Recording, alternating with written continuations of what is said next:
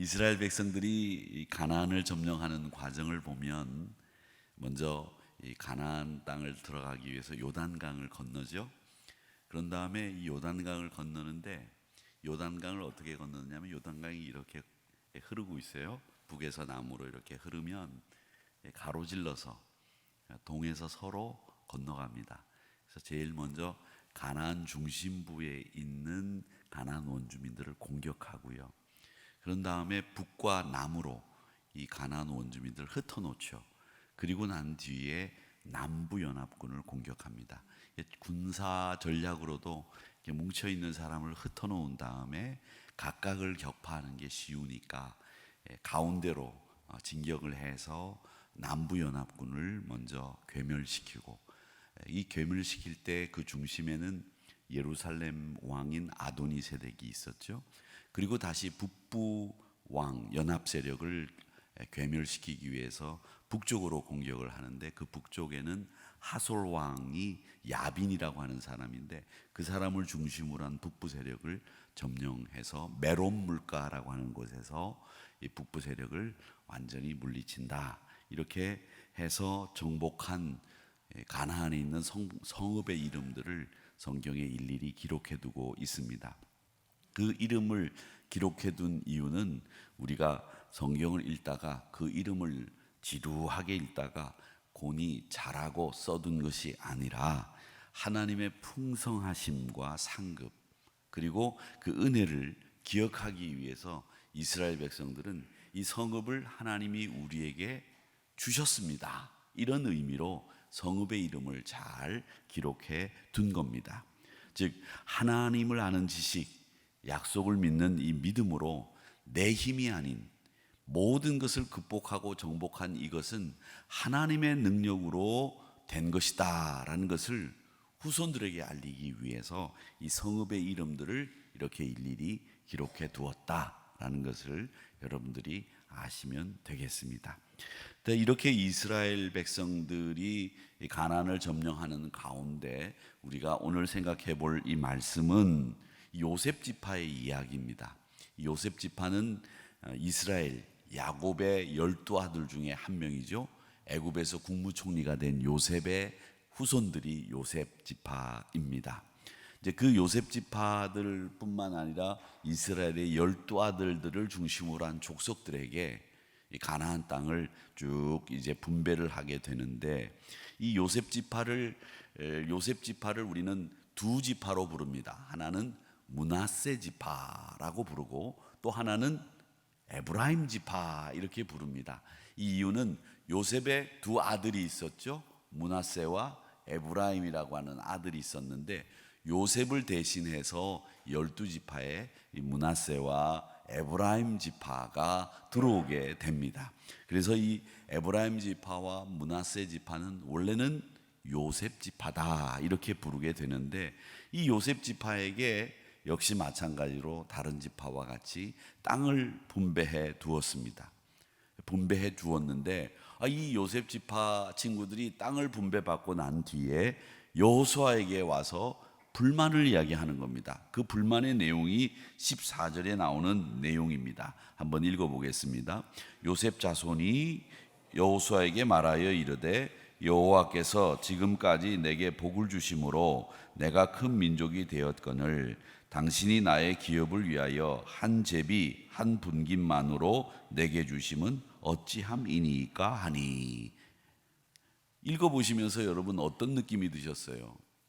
이거 불만이 있구나 라는 것이 금방 느껴지시죠?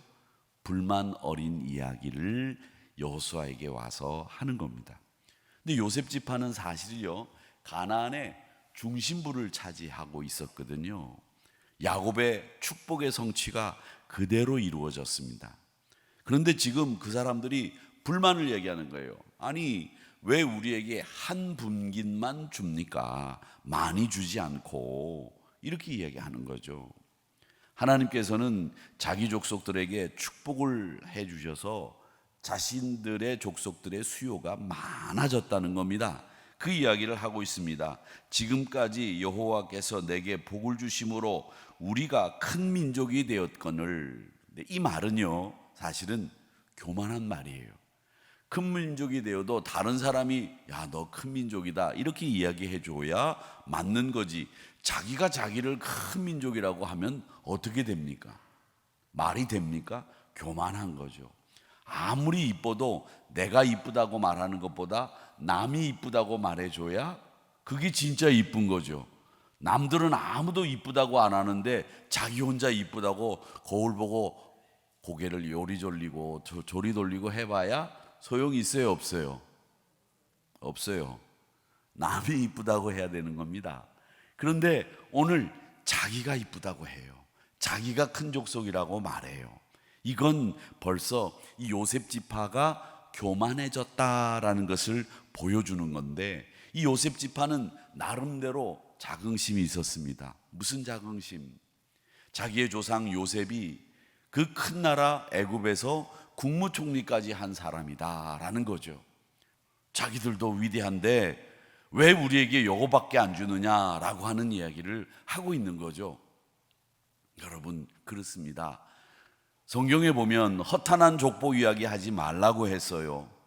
그 이야기는 뭐냐면 정말 너희들에게 필요한 겸손과 너희들의 삶에 필요한 인생의 가치관 같은 것을 세워나가는 게 중요한 거지, 과거에 너희 조상들이 뭘 했다 이러면서 너는 지금 비참하게, 너는 지금 뭐 별 수 없이 살면서 과거 이야기나 하면서 사는 어리석은 사람 되지 말라는 뜻이겠죠. 그런데 지금 이 요셉 지파가 그런 어리석은 짓을 하고 있는 겁니다. 헛된 족보 이야기 하면서 말이죠. 그런데 여러분, 오늘 15절을 같이 한번 읽어보겠습니다. 시작. 여호수아에게 그들에게 이르되 내가 큰 민족이 되므로 에브라임 산지가 내게 너무 좁을진데 브리스 족속과 르바임 족속의 땅 삼림에 올라가서 스스로 개척하라 하니라. 아멘. 참 여호수아가 지혜로운 사람이죠. 내가 큰 사람인데 왜 이거밖에 안 주세요? 이렇게 이야기하면 우리가 보통 사람들 같으면 야, 네가 큰 사람이라고? 네가 크기는 뭐가 커 임마? 까불지 말고 네가 지금 준 것만 잘 지켜도 돼. 이렇게 이야기하는 논리가 보통 사람들의 이야기 논리죠. 그런데 여호수아는 그렇게 얘기하지 않아요. 그런 보통 사람들의 논리대로 얘기하지 않고 지금 15절의 말씀은 이겁니다. 그래, 너 큰 사람 맞지. 너 큰 사람이야. 아이고, 너희들 살기에는 그 땅이 좁아 보인다. 그러니까 이제 너희들이 가서 더 넓은 땅을, 니네들이 넓은 데 살아야 되니까 가서 개척해. 그 얘기를 아주 교묘하게 하는 거죠. 그 상대방을 인정해 주면서, 그러면서 땅을 주는 게 아니라 네가 그렇게 넓은 데 가서 살고 싶으면 그 땅을 개척해라, 이런 말을 한다는 겁니다. 여러분, 오늘 이 여호수아의 대화 방법을 보면 누군가 대화할 때 자신이, 상대방이 자신을 인정해 주는 말을 하게 되면 이 자기가 원하는 일을 할 수 있도록 만든다라는 것을 오늘 배우게 되는 겁니다. 이렇게 상대방을 인정해 주는 이야기는 벌써 성경에 여호수아가 이야기를 하면서 우리에게 보여주고 있다는 겁니다. 상대방을 인정해주고 말을 시작합니다. 그러니까 말이 통하죠. 야, 네가 크기는 뭐가 커? 네까짓 게 뭐라고? 니네 땅 부족해? 그럼 가서 개척해. 땅 넓혀. 이렇게 이야기했으면 아마 땅을 개척하지 않았을 거예요. 그런데 여호수아는 그렇게 하지 않았다는 겁니다.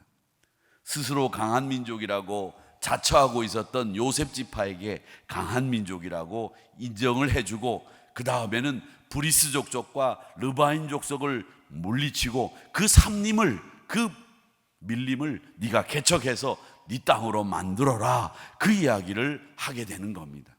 자, 그러니까 그 이야기를 들은 이 요셉 지파가 어떻게 하느냐, 16절을 읽어보겠습니다. 시작. 요셉 자손이 이르되 그 산지는 우리에게 넉넉하지도 못하고 골짜기 땅에 거주하는 모든 가나안 족속에게는 벳스안과 그 마을들에 거주하는 자이든지 이스라엘 골짜기에 거주하는 자이든지 다 철병거가 있나이다 하니. 이 말은 어떤 뜻이 담겨 있는가요? 우리가 철병거가 있어서 그 사람들 점령하고 무찌르기가 어렵다. 그리고 무찔러서 차지한다고 해도 그 땅은 우리한테 역시 좁다. 이 이야기를 하는 겁니다. 인정해주고 능력을 충분히 알아주면서 개척하라고 하니까 이제는 뭐라고 하느냐, 그 땅을 차지해도 우리는 그 땅이 좁고 그리고 그 땅에 사는 사람들이 철병거가 있어서 점령하기가 어렵다, 앓는 소리를 하면서 뒤로 빼는 겁니다. 그러니까 요셉 지파가 가지고 있는 원래 생각은 뭐냐, 개간하지 않고 개척하지 않고 자기들이 편하게 앉아서 가질 수 있는 땅 달라는 얘기입니다. 그러나 단호하게 여호수아는 개척하라는 제안을 하게 되는 겁니다. 근데 여러분, 이 부분에서 우리가 짚고 넘어가야 될 부분이 있습니다. 그게 뭐냐, 지금 땅을 더 달라고 요구하고 개척하라고 하니까 앓는 소리를 하는 이 에브라임 지파와 므낫세 지파, 요셉 지파, 이 요셉 지파의 사람이 누구냐, 여호수아도 바로 요셉 지파의 사람이라는 겁니다. 요셉 지파, 이 에브라임 지파의 사람이 여호수아입니다. 자기 동족입니다.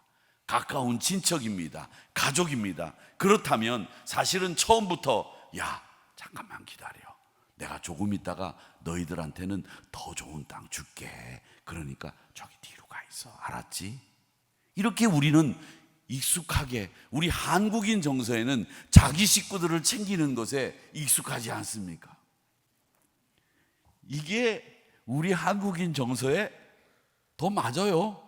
솔직히 말씀드리면 에브라임 지파인 여호수아가 에브라임 지파가 와서 이야기할 때 그렇게 땅을 요구하면 내가 줄게, 이렇게 이야기할 수 있다는 거죠. 그런데 자기 동족에게 배려하는 것이나 특혜를 주는 일이 아니라 도리어 개척하라고 하는 단호한 명령을 제안하고 있다는 점, 저는 이게 여호수아가 가지고 있는 멋진 점이라고 생각합니다. 상대방이 말도 안 되는 소리를 해도 인정해주는 대화의 태도, 그리고 자기 동족이나 가족에게 특혜를 주기보다는 도리어 원칙대로 처신하는 여호수아의 모습을 우리가 오늘 이 성경에서 보게 된다는 거죠.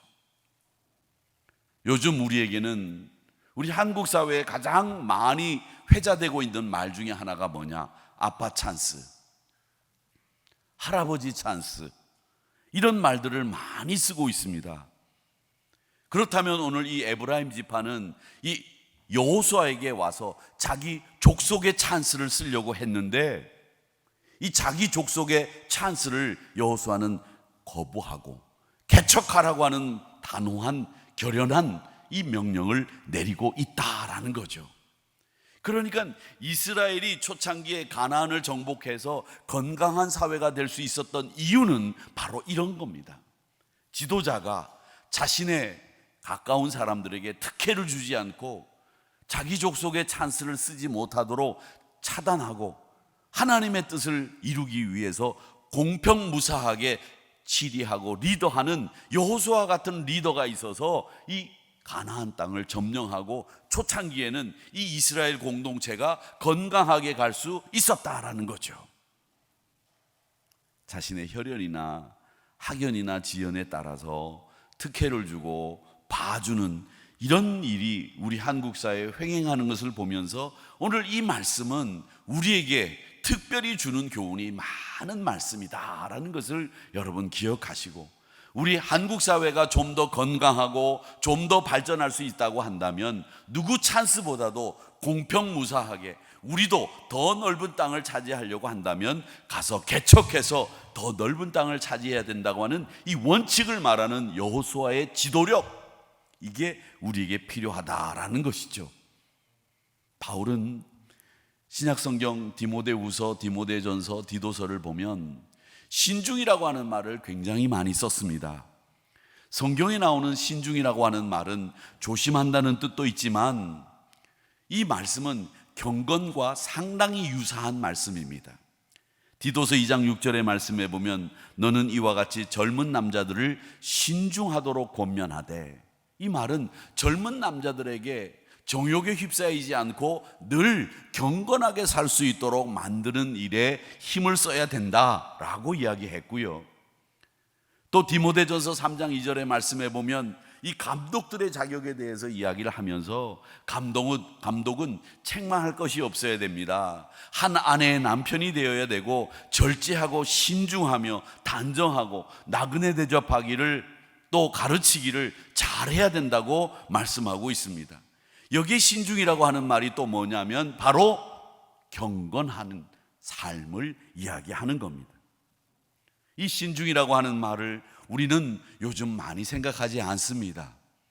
근데 여러분, 우리가 신중을 간단하고 쉽게 생각하면 조심한다라는 뜻으로만 이해할 수 있는데, 신중하다라고 하는 말은 늘 자신에게 또 자신의 측근들에게 특혜나 지위를 오용할 수 있는 기회를 주는 자세에서 벗어나서 자신에게 주어진 권리를 자신의 복지나 가족들에게 혜택을 주는 일로 이용해서는 안 된다라고 하는 것으로 저는 이 말씀을 해석하고 싶습니다.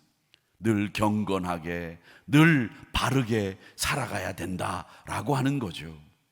확고한 믿음, 신앙생활하는 그 엄격한 자신의 관리를 통해서 무탈하게 지금 병무청장 직임을 잘 감당하고 계시다라는 간증을 들었습니다.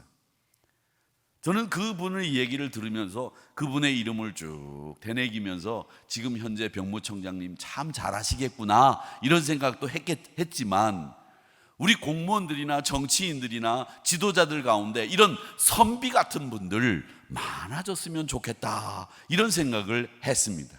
근데 그 예를 누가 보여주고 있느냐? 여호수아가 지금 보여주고 있다는 겁니다. 자기 족속의 특혜를 주지 않으면서도 항상 그들에게 더 나은 곳을 향해서 개척하라고 하는 이런 이야기를 하고 있다는 것, 여러분 우리가 배워야 될 점이라고 생각을 한다는 거죠. 자, 그러면 17장 5절을 한번 읽어보도록 하겠습니다. 17장 5절입니다. 시작. 동쪽 길르앗과 바산외에 므낫세에게 10분깃이 돌아갔으니, 이 므낫세 지파에게 몇 분깃이 돌아갔다고요? 10분깃. 그런데 이 에브라임과 므낫세 지파가 여호수아에게 와서는 뭐라고 그랬습니까? 우리에게 준 한 분깃, 이게 어쩐 일입니까? 실제는 몇 분깃이 갔어요? 10분깃이 간 겁니다. 여러분, 그만큼 여호수아가 우대해 주었어요. 왜? 애굽에서 조상들이 요셉이었고 그 요셉 때문에 이스라엘 백성들이 애굽에서 그나마 살 수 있었고 나올 수 있었기 때문에 가나안 땅에서 분깃을 나누는 가운데 여호수아가 그걸 인정해서 가장 많은 분깃을 차지하도록 10분깃이나 사실은 준 거예요. 그런데 만족하지 못했습니다. 더욱이 인근 골짜기에 사는 르바인 족속들이 철병거를 가지고 있다고 그렇게 말하면서 자신 없어 하고 뒤로 빼고 불평하는 이런 모습을 이 요셉 지파가 우리에게 보여주고 있다는 거죠.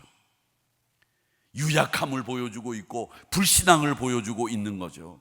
큰 민족인 채 하면서도 그들이 스스로의 태도가 큰 민족인 이 태도를 무색하게 만드는 발언들을 자기 입으로 하고 있다는 겁니다. 우리는 여기서 두 가지를 배우게 됩니다. 하나는요, 마땅히 싸워야 될 싸움 싸우지 않으면 나쁜 결과가 생긴다는 겁니다. 이렇게 자기가 싸워야 될 싸움을 싸우지 않고 뒤로 물러서니까 자기 몫에 대한 불만이 생기게 되고 결국 만족을 모르는 지파가 되고 결국 불안하고 두려움에 휩싸이는 유약한 족속이 되고 말았다는 거죠. 철병거가 있어도 하나님이 함께 하시면 내가 이길 수 있습니다, 이렇게 이야기해야 맞죠. 그런데 그 이야기를 하지 못하고 철병거가 있으니 우리가 그 사람들과 싸울 수 없겠다, 이런 이야기를 하는 겁니다. 자신감이 있는 사람은요, 불안해하지 않습니다. 불만이 많으면 불안한 것도 많아져요. 두려움에 휩싸이게 돼요. 우리는 그래서 불만보다는 감사하는 성도가 되자고 말씀하는데, 이 감사는 여러분의 인생을 긍정적으로 만들 뿐만 아니라 여러분 삶에서 일어나는 모든 상황 속에서 두려움에서 벗어날 수 있도록 만드는 게 뭐냐? 감사합니다. 감사합니다. 너무 뻔한 이야기 같지만 이 감사는 여러분의 삶의 질을 높여줍니다. 감사를 잘하는 친구도 많고요, 사회적인 교류도 많이 하고 삶을 윤택하게 사는 낙관적인 시각을 갖고 산다고 하죠. 어떤 사람이? 감사하는 사람이. 불만이 있는 사람들은 스스로 두려움에 빠지게 되고 스스로 불안하게 되고 이렇게 된다는 것을 오늘 요셉 지파가 보여주잖아요. 감사가 있었다면 하나님이 그동안 우리와 함께 하셨으니 감사합니다. 또 르바임 족속들, 하나님이 함께 하시면 넉넉히 이길 수 있을 줄로 믿습니다, 이런 자신감이 생겼을 텐데 불만이 생기니까 그들은 철병거가 있습니다 이러면서 유약한 이야기를 했다는 겁니다. 유다서 1장 16절에 보면 이런 말씀이 있습니다. 이 사람들은 원망하는 자며 불만을 토하는 자며 그 정욕대로 행하는 자라. 그 입으로는 자랑하는 말을 하며 이익을 위하여는 아첨한다. 이익이 생기는 데 가서는 그냥 손에 지문이 없어지도록 손을 비빕니다. 아첨하고요, 자랑하는 말하고 정욕대로 행하고 불만 토로하고 원망한다는 거죠. 원망하는 사람이 누구냐? 경건하지 않은 사람입니다. 결국 감사가 없으니까 경건하지 못하게 되는 거예요. 원망과 불평을 쏟아내는 거죠. 이런 말이 있습니다. 행복은 감사의 문을 통해서 들어오고 원망의 문으로 나간다 했습니다. 감사의 문으로는 행복이 들어오지만 원망의 문으로 행복이 나간다는 거예요. 여러분의 마음속에 원망하는 마음이 있으면 행복은 벌써 그 문으로 다 나가고 없는 겁니다. 행복은 감사의 문으로 들어오고 행복은 불평의 문으로 나간다, 그렇게 말씀을 하는 겁니다. 에베소서 4장 22절 말씀이 있죠. 너희는 썩어져가는 유혹의 욕심을 따라 구습을 따르는 옛사람을 벗어버려라. 욕심을 따라 살게 되니까 감사가 사라져버리는 거죠. 하나님의 말씀을 따라 살게 되면 그 안에 감사가 있고, 감사가 있으면 행복이 그 감사의 문으로 여러분 삶 속에 들어온다는 거예요. 욕심에 끌려 살아서 불평이나 하면서 여러분의 삶 속에 도처에 깔려있는 그 많은 행복을 불행의 문으로, 그 문으로 나가지 않도록 여러분 늘 감사하는 성도들이 되시기를 주님의 이름으로 축복합니다. 하나 더 우리가 18장 7절을 읽어보도록 하겠습니다. 시작. 레위 사람은 너희 중에 분깃이 없나니 여호와의 제사장 직분이 그들의 기업이 됨이며 갓과 루벤과 므낫세 반 지파는 요단 저편 동쪽에서 이미 기업을 받았나니 이는 여호와의 종 모세가 그들에게 준 것이니라 하더라. 아멘. 레위 지파는 분깃이 없습니다. 대신 레위 지파는 어디든지 머무를 수 있는 땅을 지정받았어요. 분깃을 받지 못한 이유는 다른 이유가 아닙니다. 그건 레위 족속은 전적으로 하나님만 섬기도록 사명을 맡았기 때문입니다. 저는 이 부분에서 이런 생각을 했어요. 레위 족속도 땅도 분깃도 받아도 뭐 하나님 섬기는데 뭐가 그렇게 어려울까? 이런 생각 해봤습니다. 레위 족속은 여러분 제사장 직분을 감당하도록 삼은 족속입니다.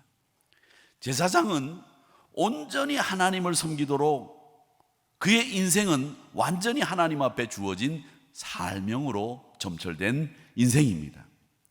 그렇다면 하나님만을 온전히 섬기도록 주신 이 사명, 이것은요 이스라엘 백성에게는 국방의 의무와 똑같은 거예요. 즉 하나님을 섬기면 하나님이 그 나라를 지켜주시기 때문에 국방의 의무와 똑같다는 거죠. 전쟁은 하나님 앞에 속한 것이거든요. 이스라엘 백성들에게 적이 쳐들어오는 것도 사실은 그거보다 더 무서운 것은 하나님의 약속을 저버림으로 말미암아 하나님께 죄를 지음으로 말미암아 적에게 점령당하고 흉년이 되는 일이 생기기 때문에 레위 족속은요, 전능하신 하나님만 온전히 365일 섬기도록, 그리고 이스라엘 백성들이 그렇게 할 수 있도록 이끌어줘야 되는 겁니다. 그러니까 땅보다 재산보다 더 귀한 것이 뭐냐, 하나님 앞에 온전해지는 일이라고 하는 것을 백성들에게 가르치고 또 백성들을 그렇게 이끌어야 된다는 거죠. 그게 레위 족속의 사명인 겁니다. 레위 지파는 다른 일을 하는 게 아닙니다. 이스라엘 백성들, 그 백성들에게 면역 기능을 강화시키는 거예요. 지금도 마찬가지입니다. 목사가 여러분들에게 할 수 있는 일은 뭐냐? 여러분들이 말씀으로 단단히 무장하고 적으로부터 여러분을 지킬 수 있는 면역 기능을 막 키워드리는 일을 제가 해야 되는 거예요. 제사장도 그 일을 하는 거죠. 우리 몸에 면역 기능이 나빠지면, 나쁜 세균과 싸워가지고 못 이기게 되면 몸에 염증이나 장기 손상이 일어나서 결국 사망에 이르는 거 아닙니까? 그 중에 제일 무서운 게 폐혈증 아닙니까? 우리도 마찬가지입니다. 우리가 복을 받기 위해서는, 우리가 신앙에서 승리하기 위해서는 가장 필요한 것은 뭐냐? 죄를 밝히고 치료하고 말씀대로 살게 해서 참 생명을 누리도록 면역 기능을 강화시키는 일을 우리가 해야 되는 겁니다. 그것을 위해서 힘써야 됩니다. 교회가 건강해져야 됩니다. 바로 이런 면역 기능과 아픈 상처들을 통해서 강건해지고 새로워지는 우리 한우리 성도님들이 되시기를 주님의 이름으로 축복합니다. 사랑하는 우리 성도 여러분, 우리 신앙의 면역 기능 기릅시다. 그러기 위해서 우리 믿음의 사람들은 항상 이 요셉 지파의 이야기를 교훈 삼아서 우리가 더 열심히 감사하고 열심히 말씀 의지해야 합니다. 그래야 불만이 떠나고 원망이 떠나고 감사를 통해서, 이 감사의 문을 통해서 여러분에게 행복이 찾아 들어올 줄 믿습니다. 또 이 레위 지파의 분깃이 없는 모습을 우리가 보면서 우리가 온전히 하나님을 잘 섬기며 살아야 되겠다, 이런 생각도 잘 정리하시면서 여러분 주의 말씀에 귀를 기울이고 마음에 두고 승리하는, 그래서 말씀의 면역 기능이 여러분 안에 활성화되고 아픈 상처가 깨끗이 회복되며 강건해지고 새로워지는 신앙생활을 하시는 우리 한우리 성도님들이 되시기를 주님의 이름으로 축복합니다.